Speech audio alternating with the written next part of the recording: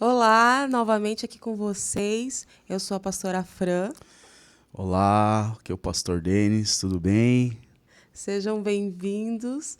Nós estamos aqui novamente e hoje a gente quer falar de um tema bem interessante com vocês, né? Um tema muito comentado no meio cristão, que gera algumas polêmicas, talvez, né? Crises? Crises, mas eu acho que é uma coisa que todo mundo questiona. Que eu tenho certeza que você aí de casa já se questionou em algum momento da sua vida e talvez até esteja se questionando, que é sobre Propósito.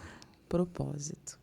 Com certeza você já parou aí para pensar qual é o meu propósito, né? Essa é uma das coisas que a gente questiona muito e que a gente ouve muito.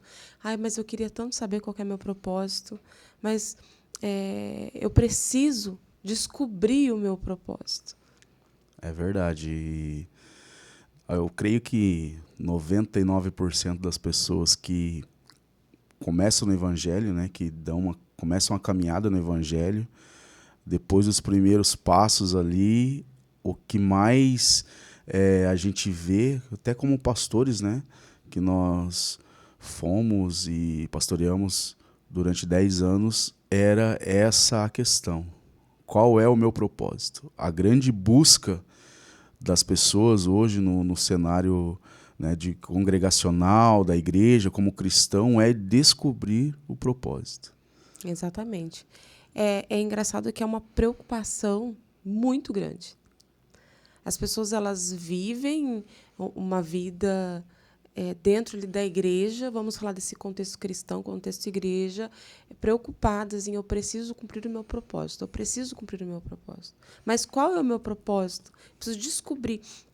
Então a gente quer falar um pouquinho sobre isso, talvez de uma forma um pouco diferente do que a gente está acostumado a ouvir, mas a nossa ideia aqui é simplificar um pouco, né, esse Isso. tema, simplificar de uma forma mais clara, mais simples, né, para que as pessoas entendam essa crise que às vezes é gerada dentro de nós, né? Sim, eu creio que às vezes mistifica muito, né, essa questão. A própria religião, a igreja em si, vai mistificando esse processo. E quando nós descobrimos algumas coisas que dizem respeito a isso, nós vamos entendendo que a simplicidade ela vai gerando a clareza de tudo, né? Então, entender esse processo, né, às vezes nós vamos usar um termo popular, né, damos tiro para todos os lados e muitas vezes ficamos cansados, sobrecarregados, não encontramos de fato aquilo que o Senhor espera de nós, aquilo que o Senhor quer de nós, e aí nós nos frustramos. Muitas pessoas estão frustradas, né, dentro das igrejas, frustradas dentro do ambiente congregacional. Por quê?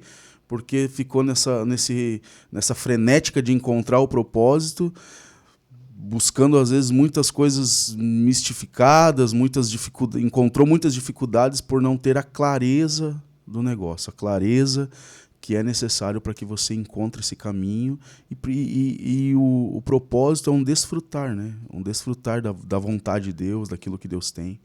Então eu creio que a gente vai tentar passar ao máximo, simplificar ao máximo para que todo mundo possa entender. Amém.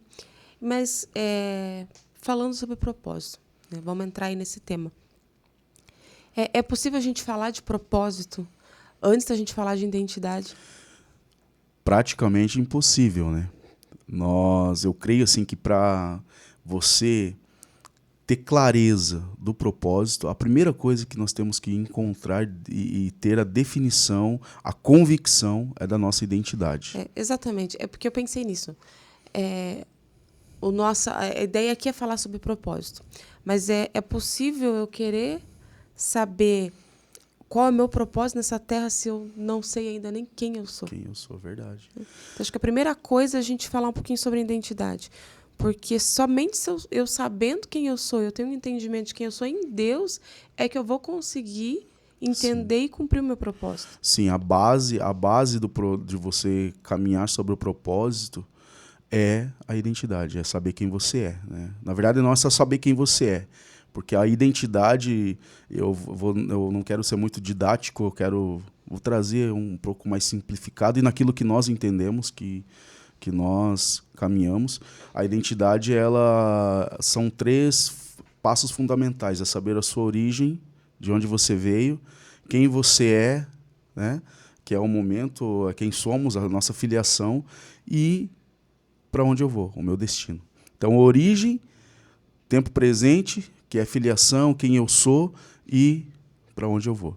Então, esses três passos, esses 3 momentos, nós precisamos estar bem convictos dentro de nós, porque essa convicção vai trazer a nossa identidade, vai trazer clareza, e a partir daí, dessa base, nós vamos poder caminhar e dentro daquilo que o Senhor planejou e projetou para nós. De onde eu vim, quem eu sou e para onde eu vou.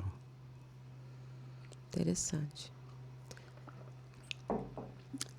Eu peguei uns textos bíblicos para a gente caminhar sobre isso, para não ficar só na nossa narrativa, né? A nossa origem, lá em Efésios 1:4, diz que nós somos gerados nele antes da fundação do mundo. Então, a nossa origem é essa, gerados no Senhor, ou seja, o nosso ponto de partida, nós somos criados, gerados no Senhor. Nós não fomos só formados, como diz em Gênesis. Em Gênesis já foi um segundo passo, um segundo momento ao qual o Senhor nos trouxe, nos formou literalmente. Mas nós somos gerados, criados, sonhados em Deus. Então, o nosso ponto de partida sempre é Deus. Começou nele, ele sonhou, ele nos projetou, ele nos trouxe para essa realidade. Então, a origem é essa. Então, eu descobri a minha origem. Então, naturalmente, eu já vou descobrir o segundo passo, que é o quê? A minha filiação. Então, eu tenho que entender, se Deus é a minha origem, ele é o meu Criador, ele é o meu Senhor, e aí, num processo onde Cristo vai entrar na sua morte e ressurreição, e aí a gente vai ver lá em próprio Efésios também, 1:5, ele diz assim, ó: em amor nos predestinou para sermos adotados como filhos por meio de Jesus Cristo. Então aqui já é o segundo passo. Eu fui criado em Deus, gerado nele antes da fundação do mundo, antes de tudo ser criado, antes de tudo ser formado, ele me gerou. E aí, em Cristo, se manifesta a filiação por adoção. Na morte e ressurreição do Senhor, eu fui gerado como filho. Então agora eu tenho a minha origem e a minha filiação. Eu sou filho de Deus. E aí, o próximo passo, que é o meu destino. Para onde eu vou? Em Apocalipse 22:13 diz assim, ó, o Senhor diz: eu sou o Alfa e o Ômega, o primeiro e o derradeiro, o princípio e o fim. Então, nós entendemos que se tudo que começa em Deus, termina em Deus. Porque dele, por ele, para ele, são todas as coisas. Então, quando nós entendemos isso, nós sabemos que o nosso destino é o quê? Voltar para o Pai. Voltar para a origem. Voltar para o Senhor. Então, esse é o nosso destino. Nós estamos aqui com essa identidade. Eu vim de Deus, eu fui gerado em Deus, eu nasci em Deus, ele é o meu Pai e eu vou voltar para ele. Esse é o maior propósito, é o grande propósito de identidade que o Senhor nos deu nessa terra. Uma vez eu ouvi a Val Gonçalves falar algo que eu acho bem interessante sobre isso. Ela disse que identidade vem da palavra idem, e idem quer dizer igual. Então, a identidade está muito relacionada a quem você se parece. Sim. É igual a quem. Na nossa identidade não vem nossa filiação, né? Sim, atrás. sim. Vem o nome e de quem eu sou filho. Então, a identidade fala muito a respeito de quem você é filho, de com quem você se parece. Então, é importante entender que saber a nossa identidade é saber com quem que nós nos parecemos. Sim. É por isso que a Bíblia fala que ele nos fez a sua imagem e semelhança. Né? Então, nós somos a imagem de Deus. Nós somos a semelhança dele.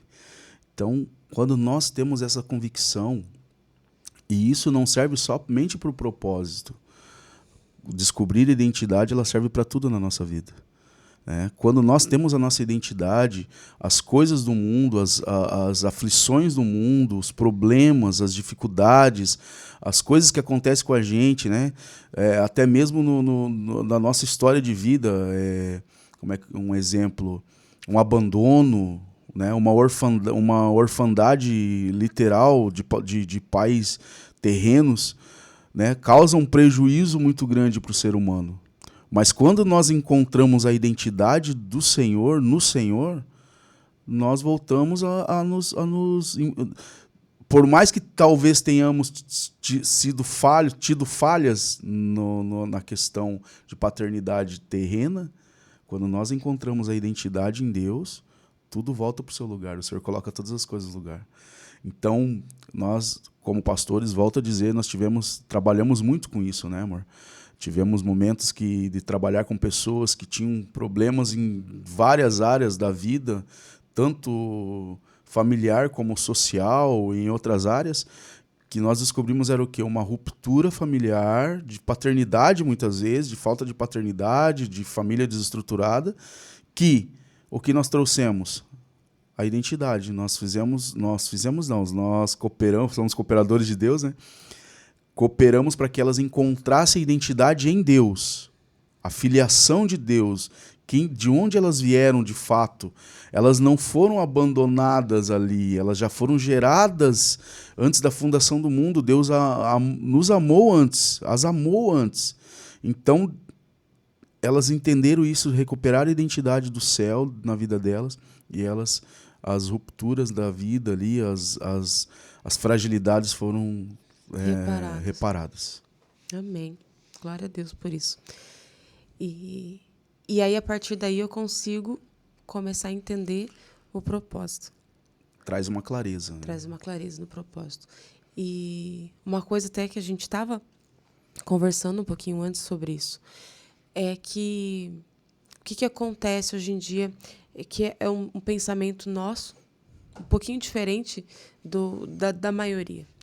Quando nós falamos sobre propósito, geralmente o propósito está muito entrelaçado ao fazer alguma coisa. Né? Qual é o meu propósito nessa terra? O que eu preciso fazer? No que eu tenho que me mover?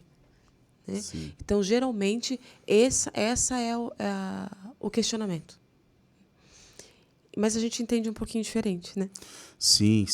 Na verdade, nós entendemos o propósito como algo que é o que eu sou, na verdade, não o que eu vou fazer. Porque quando você descobre a identidade, você já tem um parâmetro daquilo que você é, de onde você veio, né? Que você é filho, que você tem um destino. Mas, quando você descobre o seu propósito, você descobre aquilo que você nasceu para ser. Por que Deus me gerou nele? Por que Ele me fez filho? E por que Ele tem um destino para mim? É aquela famosa pergunta, por que eu nasci? Por que eu nasci? Por que eu existo? Sim, e a grande verdade, que uma das maiores crises do ser humano, que é a depressão, da doença do século, né? Onde trazem muito suicídio, muitas coisas, é isso. A pessoa entra em crise existencial. Por que eu existo? Por que eu nasci? E isso é tão importante, a gente ter essa clareza do senso de propósito em Deus, de quem eu sou, para que eu continue caminhando, para que eu continue desenvolvendo, para que eu continue cumprindo o meu papel, o meu propósito nessa terra, que é uma das primeiras coisas que a gente tem que definir. E quando a identidade traz essa clareza para nós, pelo Espírito de Deus, tudo começa a ficar mais fácil. Né? As situações, quando você descobre o propósito, você vai ver que dentro desse propósito há um caminho difícil, há como é que eu posso dizer? Um caminho a ser trilhado, mas que não é mil maravilhas, que não como é que eu posso dizer assim, tão perfeito aos nossos olhos. Mas aos olhos de Deus, diante de Deus, ele se torna perfeito. Porque as situações ruins, as situações difíceis, os momentos não tão prazerosos, eles vão cooperar para que a gente cumpra esse propósito. Dentro do propósito de Deus, dentro desse caminho proposto pelo Senhor, até o que o apóstolo Paulo ele fala sobre isso, que é um caminho proposto, existem os momentos que Deus permite que a gente ande, passe por situações adversas, passe por situações, mas que eles vão cooperar para que a gente chegue num lugar de perfeição em Deus, de estatura de varão perfeito, como diz em Efésios. Amém. Mas e por que eu existo? Eis a grande Mas pergunta. Mas por que eu existo? Por que eu nasci? Eu creio assim que existe um propósito de Deus, né? Eu sou muito cauteloso em falar, quando falo em propósito, o meu propósito de vida se torna algo muito individualista. Eu creio que nós estamos encaixados dentro de um propósito macro do Senhor. Existe um propósito de Deus para a criação, existe algo que Deus idealizou e Ele nos deu o privilégio de sermos coparticipantes disso, com Jesus, com tudo aquilo que Ele criou, né? Então, fazer parte desse propósito macro de Deus, caminhar sobre aquilo que Ele já propôs, sobre aquilo que Ele já direcionou para nós, sobre aquilo que Ele escreveu para a nossa história, é o grande desafio do ser humano. É o grande desafio do homem. Então, encontrar esse lugar, ele traz satisfação, porque eu sempre digo que dentro do propósito está a plenitude de tudo. Muitas vezes as pessoas elas vivem as suas vidas, e isso não é pecado, isso não é como é que eu posso dizer, ruim em si mesmo, mas elas vivem as suas vidas do jeito que elas querem viver. E aí elas não têm satisfação naquilo que elas conquistam, naquilo que elas estão vivendo, naquilo que elas planejaram, e muitas vezes dá certo, funciona, mas se não estiver dentro desse propósito macro do Senhor, ela não tem satisfação. A plenitude de vida está dentro desse propósito. Então, a plenitude a sua alegria plena, você encontrar aquilo que o apóstolo Paulo vai encontrar na sua trajetória, que ele mesmo diz, eu aprendi a ter satisfação em ter ou não ter, em ser ou não ser. Ser contente. Né? Eu aprendi a ser contente, a me contentar, mesmo sendo abastado, mas também passando por privação. Então, encontrar esse lugar de satisfação quer dizer que você está dentro do seu propósito, dentro do seu caminho. Não basta somente de funcionar, não basta somente falar de funcionalidade. Eu sou algo, eu idealizei algo para a minha vida e está funcionando. Eu estou ganhando dinheiro, eu estou prosperando, eu estou isso, eu estou aquilo. E aí a pessoa fala, não, então eu estou no lugar certo. Mas o que vai dizer se ela está no lugar certo, se ela está no propósito, se ela está vivendo aquilo que realmente está alegrando a Deus, trazendo respaldo em Deus, é a própria satisfação dela. Né? É ela ser pleno naquilo que ela vive, naquilo que ela tem. Então eu creio assim que é o primeiro vínculo de você entender que você está dentro desse caminho proposto pelo Senhor, ou seja, dentro do propósito de Deus. Né? A gente pode enumerar algumas pessoas que viveram o propósito de Deus e foram momentos difíceis para eles. Né? Moisés tinha um propósito de Deus para a vida dele, Deus tinha um propósito, ele nasceu com um propósito, que era ser libertador, depois viveu isso na sua trajetória. Se você analisar a história dele, talvez foi uma história bem difícil, ele teve que passar por um deserto, ele teve que conduzir um povo que era, muitas vezes, muita ingratidão, ele teve que passar por situações complicadas com a sua família, mas ele terminou pleno. Ele terminou satisfeito. Então, essa é a grande sacada de tudo. Se você olhar para a sua vida e pensar, puxa, eu estou satisfeito com ela. Eu estou satisfeito com aquilo que eu tenho vivido. Eu estou satisfeito com aquilo que eu tenho. Talvez não é tudo que a minha carne, eu não tenha tudo que a minha carne, com o meu pensamento, o que eu desejo ter, mas o que eu tenho me satisfaz. a minha família, as minhas coisas, minhas conquistas, elas me satisfazem. Então, eu creio que esse caminho do propósito, a satisfação, a plenitude, é um balizador de que você está vivendo o propósito de Deus ou não. Não se trata de fazer, né? Como a gente começou dizendo. Não se trata, eu preciso ser um pregador das nações, eu preciso ser um cantor, eu preciso fazer alguma coisa no ambiente congregacional, na estrutura igreja. Não, você pode ser um advogado e ser pleno e estar dentro do propósito. Você pode ser um médico, você pode ser o que for, um político, você pode ser o que for e estar dentro do propósito de Deus, sendo pleno no Senhor. Amém. Lá em Efésios vai dizer assim que o Senhor ele nos gerou para ser santos e irrepreensíveis para o louvor da sua glória. Para o louvor da sua glória. Então, o nosso propósito, a plenitude em Deus está em ser santo, irrepreensível e ser alguém que vive para a glória dele. Sim, né? Sim. Então, acho que começa aí. Às vezes a gente se preocupa tanto no querer fazer algo, no querer funcionar em algo. E o propósito macro do Senhor para as nossas vidas é que sejamos santos irrepreensíveis e que vivamos para a glória dele, para o louvor dele. Nós nascemos para a adoração. Sim. Né? E aí eu acho legal falar sobre essa insatisfação que você está dizendo, aliás, você está dizendo sobre a satisfação, mas que muitas vezes a gente não consegue viver justamente por não entender isso. Porque existe dentro de nós um anseio. Um anseio que o Senhor colocou em nós. Um anseio pela eternidade, como diz a palavra. Um anseio pela eternidade. Ele colocou dentro de nós esse anseio. Então, assim, nós somos gerados nele, num lugar de adoração. Nós somos gerados nele, nosso espírito clama por ele. O nosso espírito clama pela eternidade. E quando a gente não entende isso e vive focado nas coisas da terra, simplesmente nas coisas daqui, em construir coisas aqui, no fazer aqui, a gente vai ter dentro de nós esse anseio. Né? Essa coisa que suplica preenche, né? E nada disso aqui preenche. Nada preenche. Nada preenche. E isso é a causa de muitos de nós passar uma vida toda fazendo, conquistando e tentando coisas e sempre chegando num lugar de parece que nada tá bom.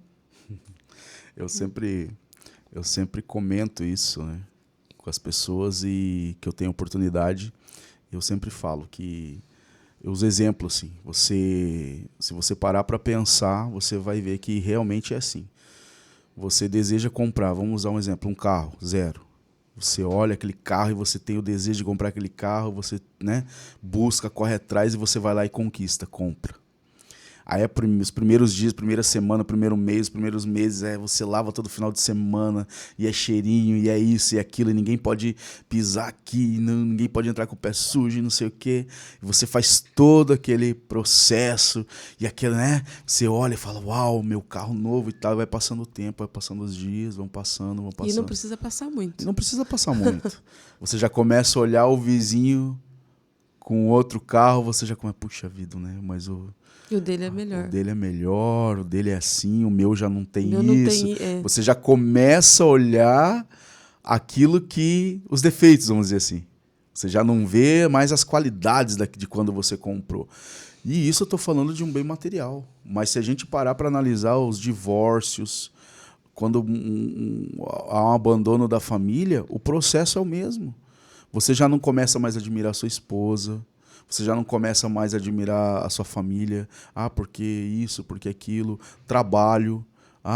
Quando você entrou, conquistou o trabalho, era o melhor trabalho do mundo. Quando foram passando os dias, os meses, os anos, você já... mas eu quero outra coisa, eu quero fazer outra coisa. Então, essa insatisfação, ela vem dessa falta de senso de propósito, que também vem da falta de identidade. Tudo isso vem acarretando e a pessoa vive essa vida. Né? Ela não entende que ela foi criada para ser o quê? Santo e irrepreensível, e para a glória do Senhor. Né? O próprio Deus vai falar, tudo que você fizer, faça para a minha glória, para que seja glorificado o meu nome.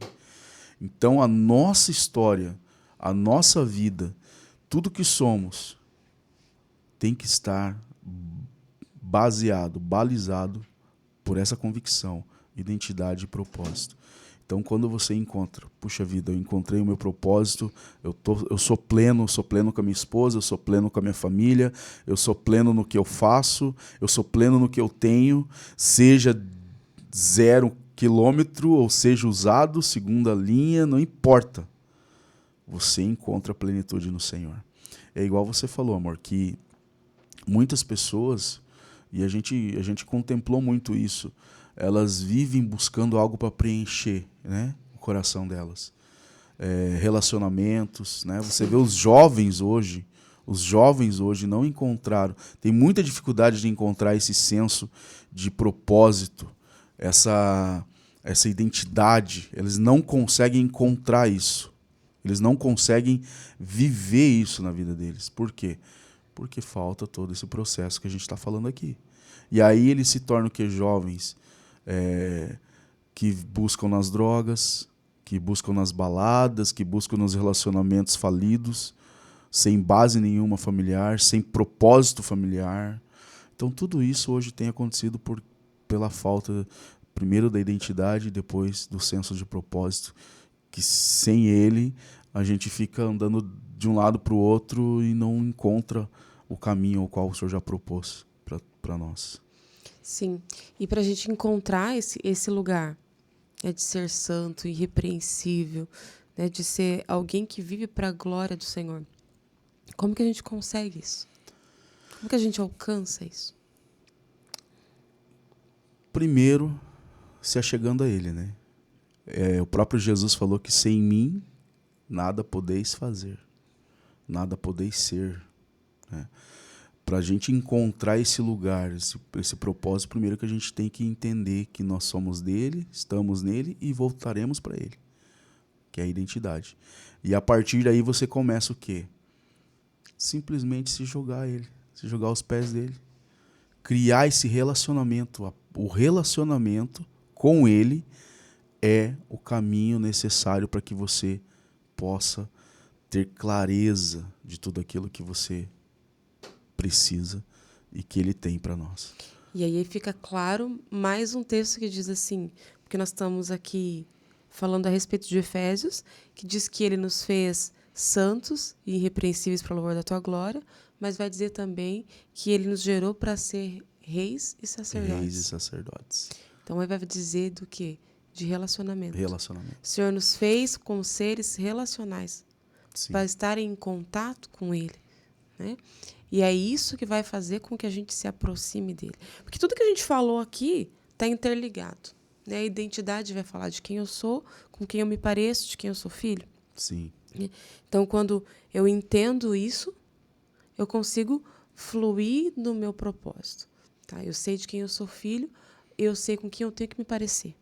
Mas para eu me parecer, eu preciso conhecer. Sim, né? sim. E para eu conhecer, eu vou precisar caminhar junto, vou precisar me relacionar. Então, uma coisa faz... liga com a outra. Uhum. E liga com a outra. Então, para eu descobrir, né, o meu propósito, resumindo, é eu me achegando a ele, estando junto dele, para que, por meio de um relacionamento com ele, eu possa entender aonde fluir com o meu propósito. Sim. Porque, na verdade, o propósito em si não é algo a ser descoberto, o propósito macro, digamos assim, né? Sim, porque é ele algo já para ser caminhado. Já né? está proposto, né? O propósito é o quê? O propósito é eu ser filho, eu ser alguém parecido com ele, eu ser alguém santo, alguém que busca santidade, alguém que busca ser irrepreensível diante dele, alguém que busca caminhar e se relacionar com ele. Então não tem segredo. Esse é o nosso propósito nessa terra. E tudo isso, toda essa busca que você falou é interessante, que ela se resume no quê? Porque a gente começa, não, buscar ser santo, buscar ser irrepreensível, buscar ser isso. E a gente começa a imaginar, puxa vida, mas um peso? É um peso, né? Vai ser uma dificuldade. Que, na verdade, o quê?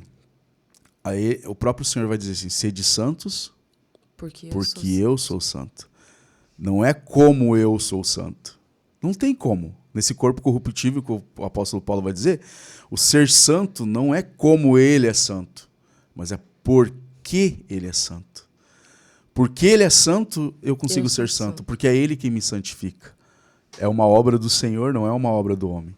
Então, a primeira coisa, se Ele me chamou para ser santo, opa, eu só preciso me achegar a Ele, que Ele vai me santificar.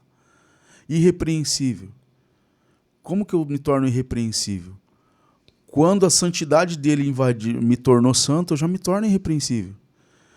Ele já me faz num lugar, ele já me coloca num lugar diferente de repreensão, né?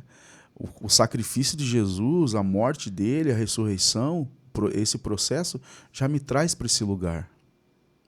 Já me traz para um lugar de irrepreensão. Então o pecado já não me domina mais. E ainda por cima temos o Espírito Santo, que nos ajuda em todas as coisas, onde nos gera o fruto do Espírito, que vai dizer em Gálatas. Então nós começamos a nos tornar essa pessoa em Deus, dentro do propósito, simplesmente pelo fato do relacionamento com Ele. Mateus 11, 28, ele vai dizer assim, a seguir ele vai dizer assim, ó, vinde a mim, todos vós que estáis cansados e sobrecarregados, e eu vos aliviarei. Muitas vezes paramos aqui, porque achamos que o alívio é o processo final de tudo. Mas ele diz assim, ele continua dizendo, tomai sobre vós o meu jugo, aprendei de mim que sou manso e humilde de coração, e encontrareis descanso para a vossa alma. Quando você encontra plenitude do propósito, dentro do propósito, você está no propósito e encontra a plenitude, a satisfação, naturalmente vem esse descanso. O descanso veio pelo quê? Pelo caminhar. Tomai sobre vós o meu jugo e aprendei de mim que sou manso e humilde de coração, encontrareis descanso para a vossa alma. Tomai sobre vós o meu jugo, fala do quê? De um caminhar com Ele, né? De você se achegar a Ele. O jugo não é que o jugo de julgar, mas a palavra jugo nesse texto de Mateus 11, 28, a seguir, ela fala de uma peça que era usada para para arar a terra, onde colocava os bois ou cavalos juntos e colocava essa peça sobre eles, a cada dois animais. E era colocado essa peça chamada jugo sobre eles, por quê? Porque colocava-se um animal mais velho, que já conhecia o trabalho, que já conhecia o que ele tinha que fazer, ele já sabia o que tinha que fazer, com o mais novo. Por quê? Porque esse mais velho ia ensinar ditar para o mais novo a forma como ele tinha que andar, velocidade, tudo, e ensinar ele. Então, quando Jesus fala assim, tomai sobre vós o meu jugo e aprendei de mim, ele está falando assim, cara, caminha comigo. Relacionamento. Caminha do meu lado que eu vou te ensinar, porque eu sou um homem provado em dores, como disse o profeta. Homem provado em dores, né? Então ele sabe todas as coisas. Então o nosso papel é o quê? Cara, coloca o jugo de Jesus e aprende dele. E aí você vai caminhar dentro desse processo, do propósito, ao qual ele mesmo predestinou para nós. Sermos santos e repreensíveis, porque por nós mesmos a gente não consegue. Quem consegue ser santo por si só? Ninguém. Sim. E é isso que gera cansaço muitas vezes em nós, porque a gente fica tentando encontrar esse lugar por nós mesmos. Tentando fazer coisas. Sim. E tentando encontrar esse lugar, sendo que a gente só vai conseguir ser santo, a gente só vai conseguir encontrar esse lugar de ser irrepreensível diante de Deus, caminhando com Ele. Caminhando nas experiências. Na experiência dele, não na nossa. Exatamente. É a experiência dele que nos faz, que nos conduz. Quando ele diz que sem mim nada podeis fazer, ele não estava usando uma metáfora, ele não estava usando só uma figura de linguagem, ele estava falando uma realidade, uma verdade absoluta. Sem mim nada podeis fazer. Só abrindo um parênteses aqui, eu acho que acontece muito que muitas pessoas elas querem decidir para viver uma vida com Jesus, elas têm um desejo disso, mas o que acontece? Elas acham que elas primeiro precisam encontrar esse lugar. Não, eu preciso resolver minha vida, mas antes eu preciso encontrar esse lugar aí de santidade, porque eu não posso ir para a igreja desse jeito. Né? Porque se eu for para a igreja, eu faço isso, eu faço aquilo outro. Tal. E muitas pessoas têm essa mentalidade. Primeiro eu preciso mudar Primeiro eu preciso melhorar para que depois eu me achegue a Jesus. E aí passa uma vida toda tentando mudar e não vai conseguir mudar. Não vai conseguir. Porque elas têm a base daquilo que você falou, do fazer. A pessoa se sente inútil diante de Deus quando ela pensa dessa forma. Por quê? Porque nada que você faça vai produzir essa plenitude se não for de acordo com aquilo que você deseja chegar, que não seja fruto de um relacionamento. Porque a Bíblia fala sobre obras mortas. Obras mortas são o quê? Aquelas obras que você faz, coisas que você faz, lícitas muitas vezes, mas que não é fruto de um relacionamento. Não é fruto de um caminhar com o Senhor.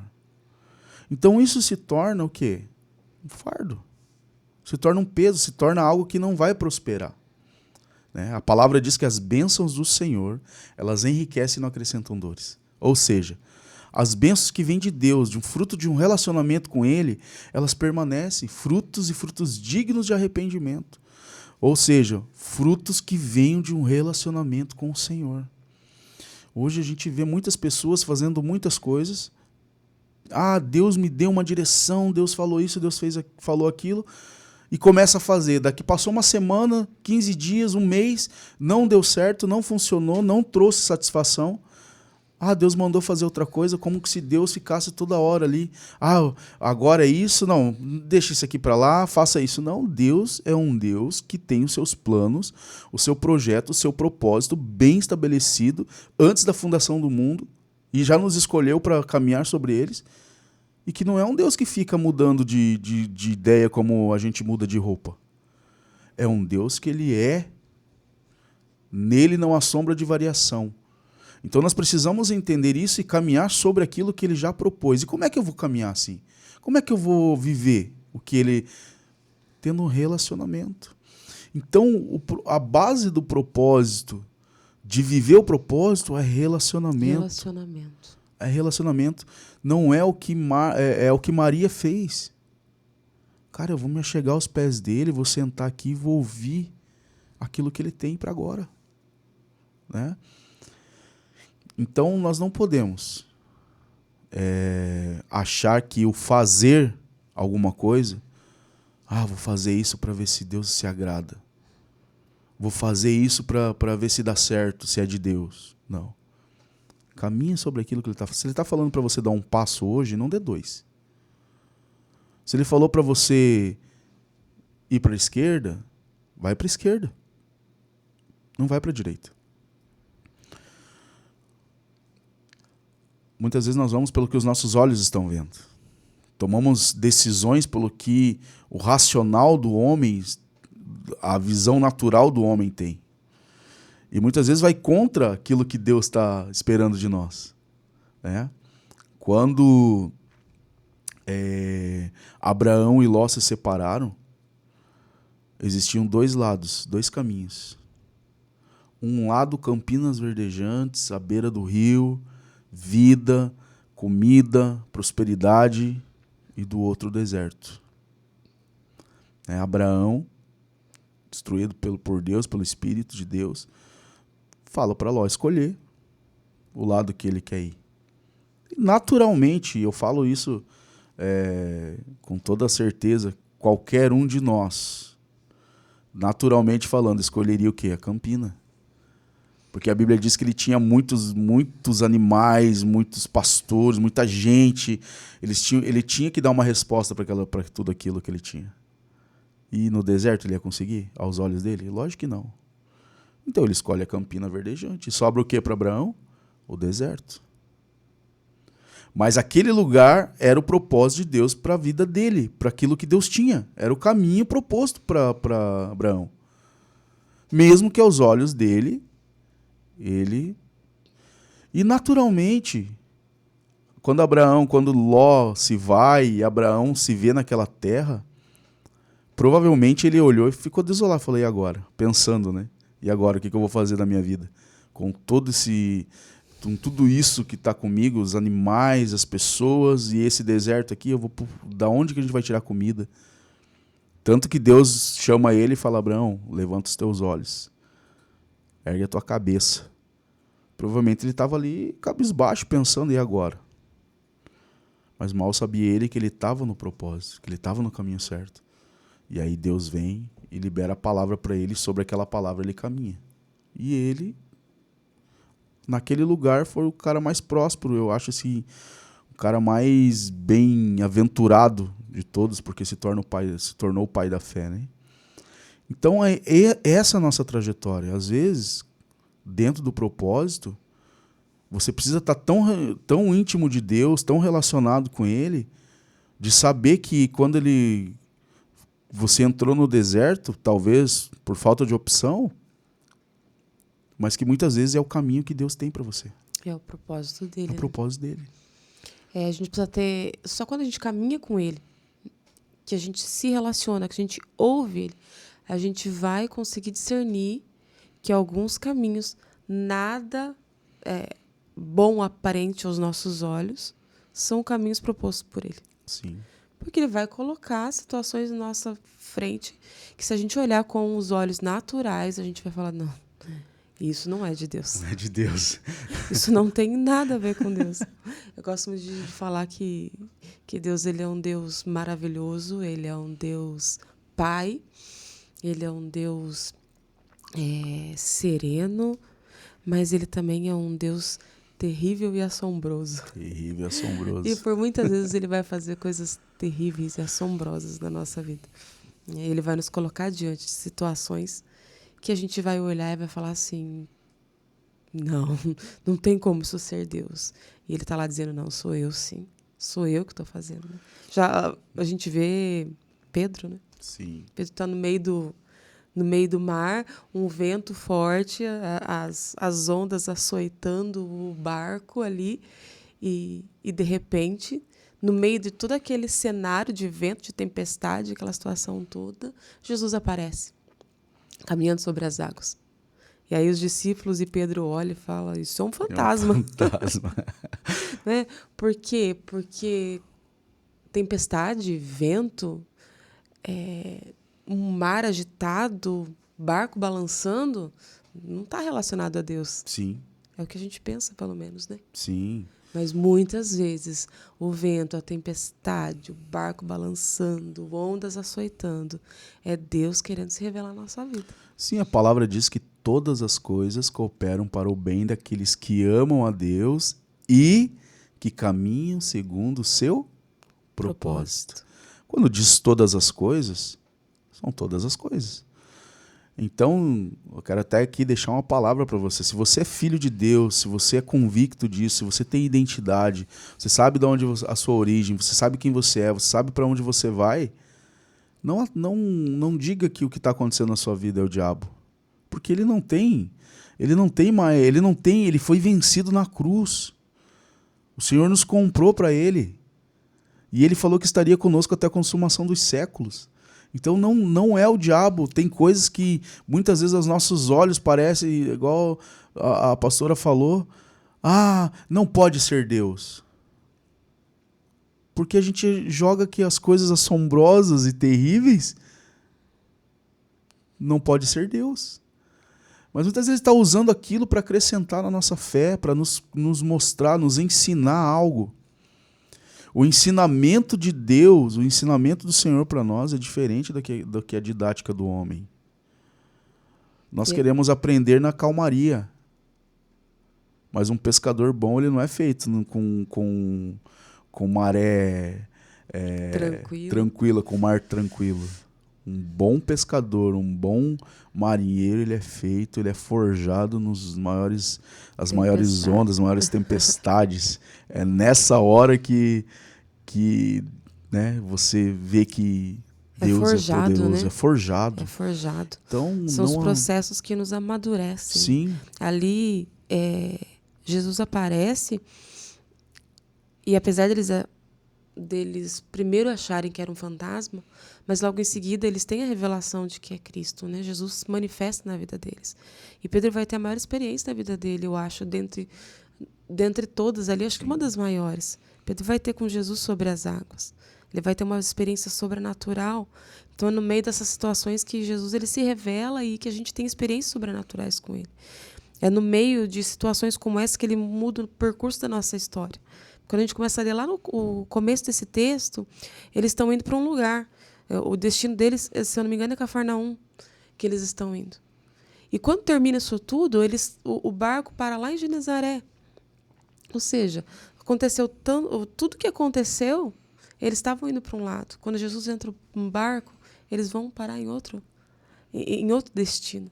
Então, muitas vezes, o Senhor ele vai entrar no meio, vai criar toda uma tempestade, uma situação, simplesmente porque Ele quer mudar o nosso percurso. Ele quer mudar a nossa direção. E se Ele não intervir dessa forma, a gente não vai parar, a gente não vai ouvir, a gente vai seguir pela nossa vontade.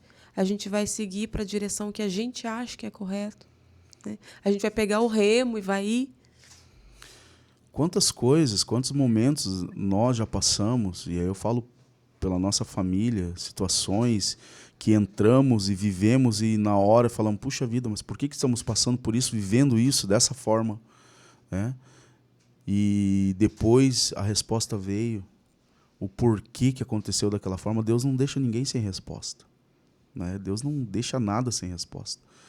Agora, nós temos a opção de entrar no barco ou não, de seguir o caminho ou não, né? De acreditar ou não, de crer ou não. Nós temos essa opção. De acreditar que é Ele e se submeter ao processo. Não adianta só acreditar e se debater, né? Talvez seja um exemplo meio nada a ver, mas um peixe, quando ele é fisgado pelo anzol, a tendência dele é se bater, se bater, se bater. E o bom pescador ele vai deixar se bater. Até que ele canse e o pescador puxa. O pescador não vai ficar ali fazendo força com o peixe para tentar trazer ele enquanto ele está se debatendo. Ele vai deixar se debater, vai deixar cansar. Quando cansar, ele puxa mais tranquilo. Nós fomos fisgados pelo amor do Senhor. Nós fomos fisgados pela vontade dele, pelo propósito dele. Capturados. Fomos capturados por esse amor, por essa graça de Jesus. Só que a gente se debate. A gente fica se debatendo. E quanto mais a gente se debate, mais a gente cansa. E o fim, qual é o fim? O fim é estar nas mãos dele. Ele vai puxar a gente, vai colocar nas mãos dele e vai dar o destino que ele quer. Eu benceio os pensamentos que tenho sobre vós, pensamentos de paz e não de mal, para vos dar o fim que desejais. Né? Então, caminhar no propósito não se trata do que você vai fazer, mas se trata muito mais de você se achegar. Né? Você não precisa ficar se debatendo, tentando descobrir. Ah, meu Deus, por que eu estou aqui? Para que eu vim? Por que o Senhor me chamou? Cara, faça o mais importante, se lança nele, caminha com ele, ama ele, esteja disponível para ele, e o mais ele fará.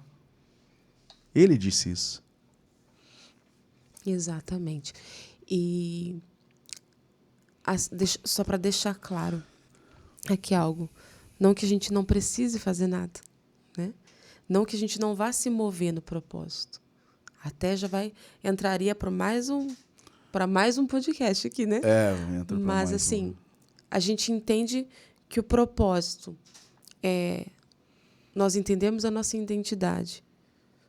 A gente entende que o propósito é nós sermos santos e irrepreensíveis diante dele. E para a glória dele. Entendemos que o nosso propósito é que nós nascemos para a glória dele.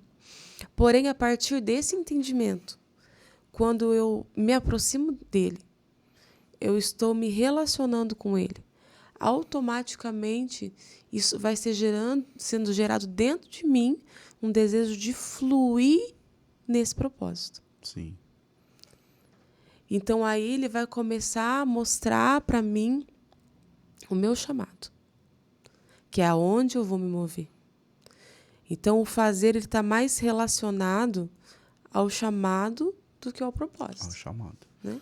É onde eu vou começar a frutificar, onde eu vou começar a exercer algo que, à medida que eu caminho com o Senhor, eu me relaciono com Ele, Ele vai fazer com que isso seja gerado dentro de mim. Então, não é alguém que vai chegar e vai falar assim, você, né, nasceu para isso, ou eu vou ficar tentando encontrar minha habilidade em algo, mas à medida que eu me relaciono com Ele, eu vou conhecendo Ele, Sim. vou me conhecendo, porque uma das coisas que mais acontece quando a gente conhece o Senhor é conhecer a nós mesmos, porque Ele se revela em nós, a gente se enxerga, e aí eu vou descobrindo aonde que eu posso fluir no meu chamado. Sim. Eu creio que é uma sequência que, se ela for bem estabelecida, ela vai fluindo até a plenitude, né? Então, primeiro, a identidade, você tem que ter a convicção. Aí te dá o senso de propósito, que é quem você é. E aí vem o chamado, que é o porquê você é. Né? Que é o quê? Cara, tá, beleza, ele me chamou, mas e aí? Agora eu tô caminhando com ele. É o mesmo processo dos discípulos, eu creio, assim. O que aconteceu com os discípulos? Primeiro, trouxe eles, deu identidade, depois deu um senso de propósito, e depois falou, esse é o chamado de vocês, agora vocês vão fluir, porque eu vou pro Pai, vocês vão ficar e vocês vão ter que ir. Então, para nós não é diferente. Só que é uma sequência. E ela tem que ser bem estabelecida. Ela não pode ser invertida nas suas posições, para que se cumpra, de fato, na plenitude, tudo aquilo que Deus tem. Então, eu posso dizer assim, que primeiro vem a identidade. A identidade. Depois, se eu entendo quem eu sou, eu entendo meu propósito. Sim. Se eu entendo meu propósito, eu fluo no meu chamado. Fluo no chamado.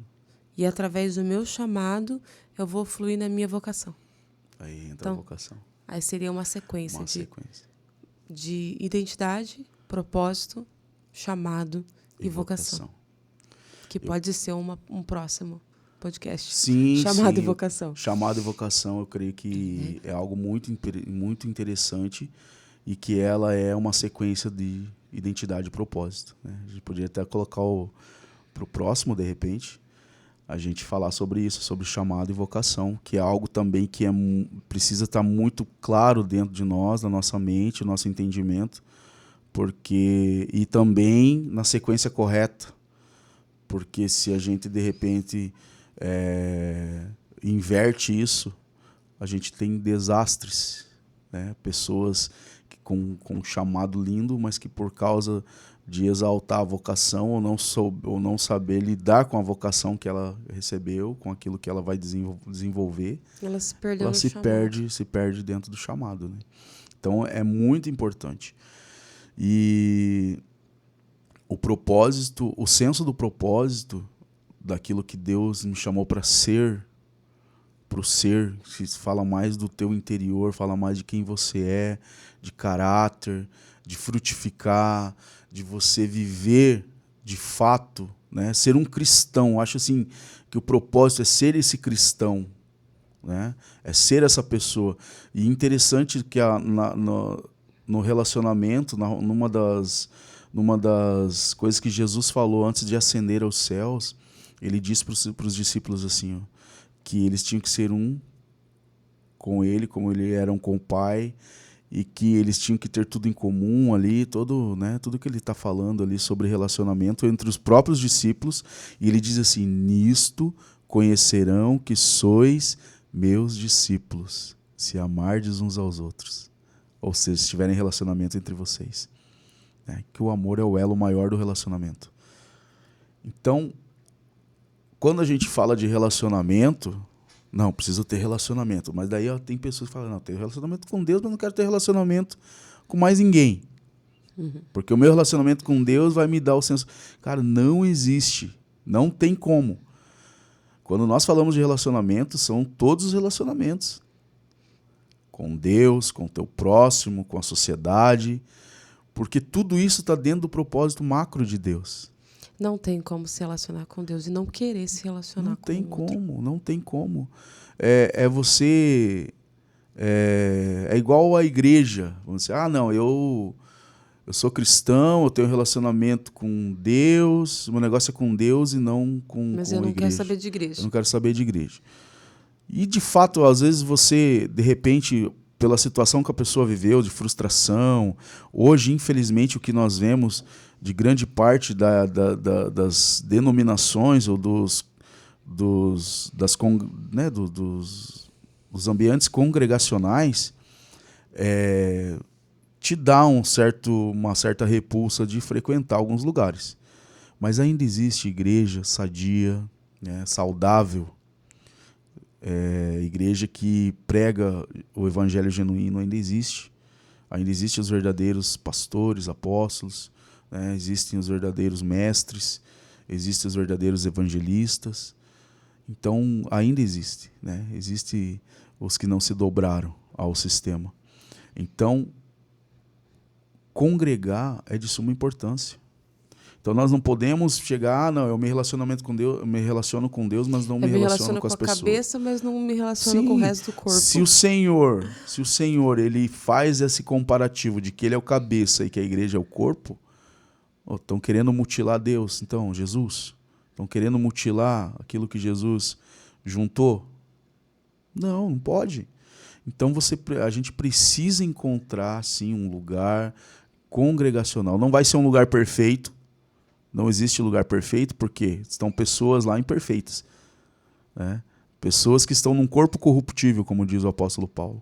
Como é que uma pessoa dessa pode ser perfeita? Onde tem gente imperfeita, tem imperfeições, mas que são corrigidas em Deus, né? O suportai-vos uns aos outros em amor é isso. Quando o senhor falou isso, ele estava falando sobre relacionamento. Cara, você tem que suportar. Mas, eu suporto aquela pessoa. Não, eu suporto só por Jesus. Mas não é suportar, não é um sentimento, é um suporte de ser. A palavra suporto vem de suporte, de você ser aquele que vai ajudar a outra pessoa a ela chegar num lugar que ela precisa chegar. Ser alguém que vai ajudar ela a vencer as fragilidades, as situações ruins que ela tem, talvez que ela vive, né? Isso é ser suporte. Isso é você suportar a pessoa, alguém. Então, quando o Senhor falou isso daí, ele estava sendo muito claro sobre relacionamento. Então, não tem como a gente falar de relacionamento com Deus sem falar de relacionamento com o próximo. Porque é nisto que saberão que sois meus discípulos. Então, viver tudo em comum, ter essa empatia, essa disposição de ser a mão que levanta e não a que empurra, é muito importante. Faz parte do propósito, é uma essência do propósito de Deus. E é a essência de Cristo, né? A essência de Cristo não tem como viver relacionamento, viver Deus, viver Bíblia sem relacionar com o outro, né? É uma coisa bem interessante que lá acho que em Atos, se eu não me engano, quando Pedro está pregando e Paulo então aparece e começa ali a converter os gentios. E depois que o Senhor vai lá e dá uma visão para Pedro, que ele tem que pregar também para os gentios, que os gentios também são filhos. Depois que ele tem esse entendimento e que ele leva isso para a igreja, a partir dali de Paulo também que está pregando, e a partir do momento que eles têm esse entendimento, isso depois que Jesus já ascendeu aos céus, que eles estão ali pregando o evangelho, depois que eles têm entendimento de que os gentios também eram filhos, também eram dignos de salvação, é que a partir daquele momento que eles começam a ser conhecidos como cristãos. Então. E o que é cristão? Cristão quer dizer pequenos cristos. Aí a palavra diz assim que a partir dali as pessoas começam a reconhecê-los como cristãos.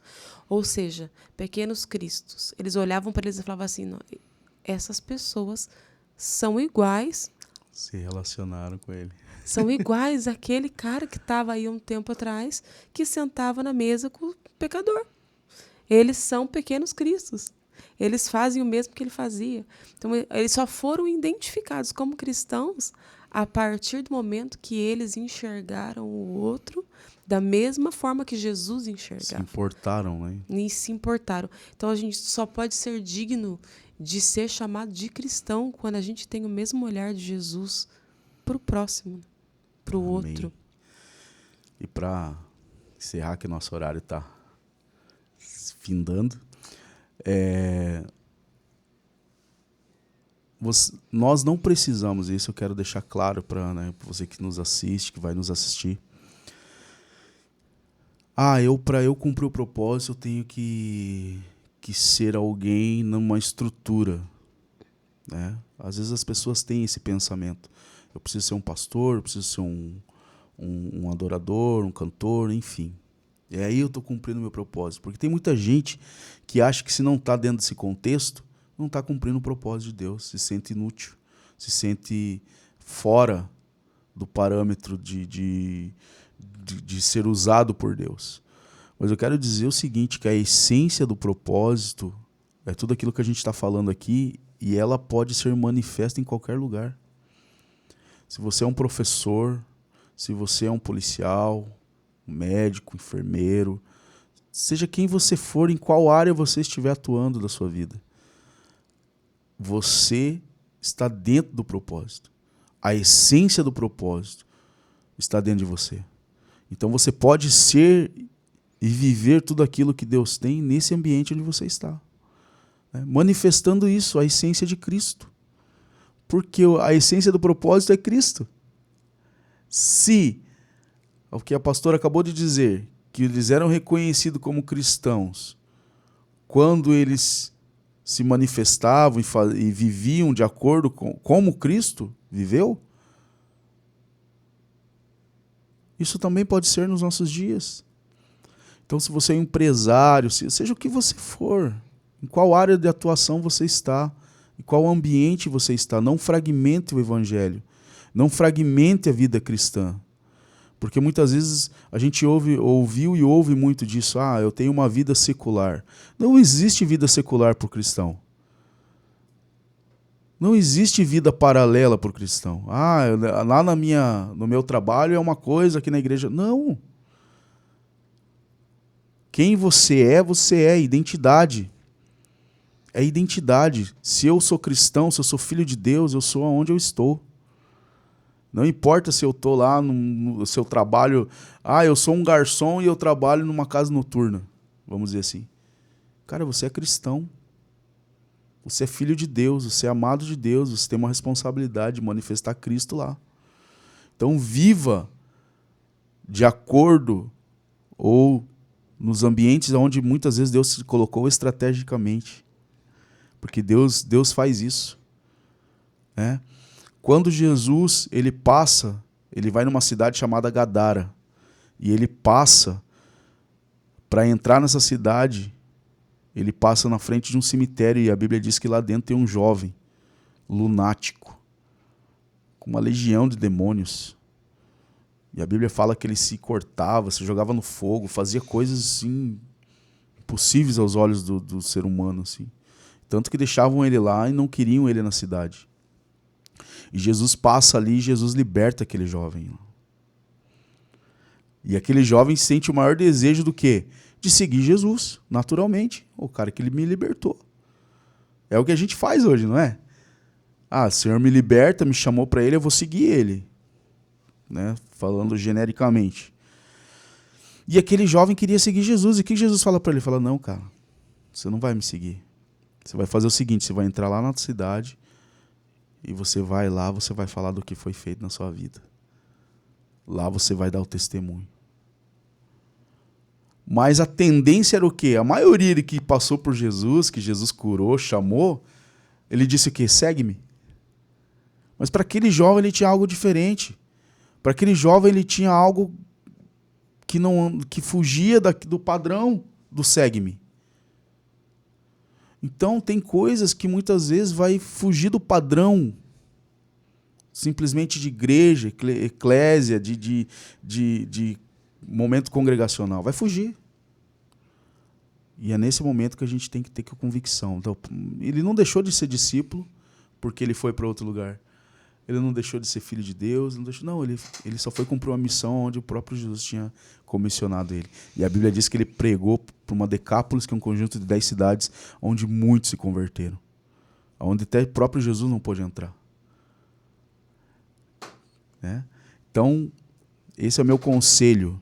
Se achegue em Jesus, ouça Ele, tenha intimidade com Ele e Ele vai te conduzir nos lugares aonde Ele quer que você esteja, aonde Ele quer que você seja essa brasa, né? Essa brasa viva tirada do altar, para que traga realidade espiritual onde você está, em nome de Jesus. Amém.